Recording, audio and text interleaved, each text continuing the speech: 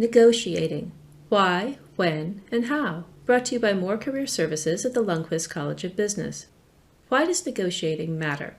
84% of employers expect a job applicant to negotiate a salary during the interview stage, while 87% of employers said they never rescinded a job offer following negotiations during the interview process. This data comes from Salary.com.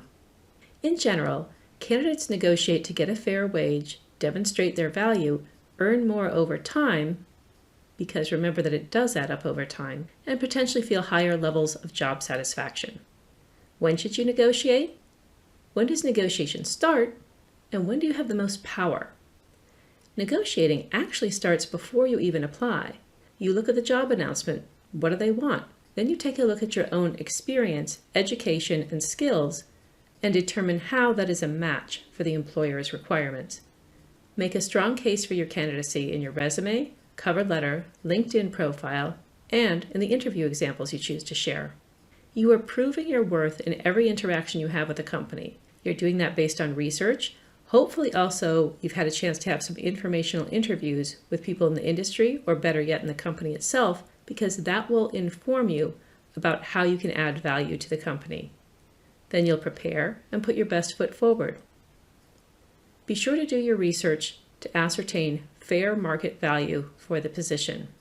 What are people making in that job, at that company, in that city, with your level of experience? What salary ranges are currently on the market? And where can you find that information? A variety of websites, such as Glassdoor.com, Salary.com, Payscale.com, and LinkedIn Salary. It is a great idea to have identified an appropriate salary range for that specific type of position in the metro area that you're targeting before you walk into an interview.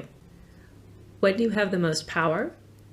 You have the most power when the company has decided that they want to hire you, but before you have accepted a formal offer.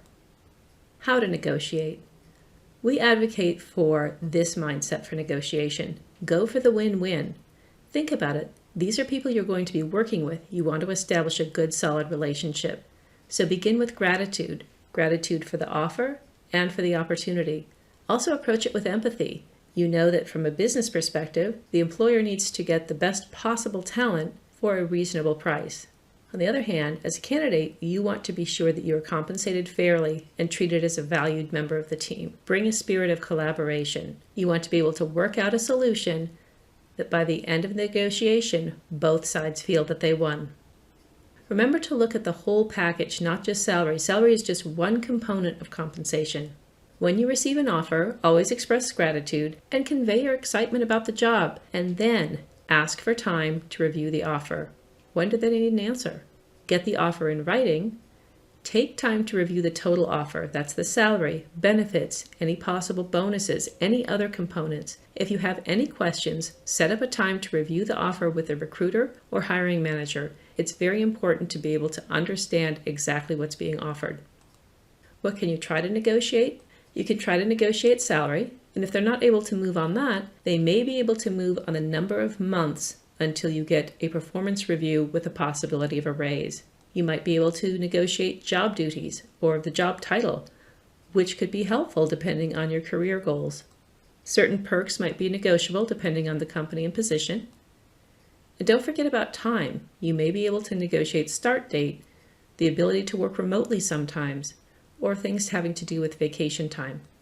Also, professional development can be a good negotiating point. That can be a win-win, because when you think about it, it's in a company's best interest in general for you to continue to build your professional skills, and that's also in your own best interest.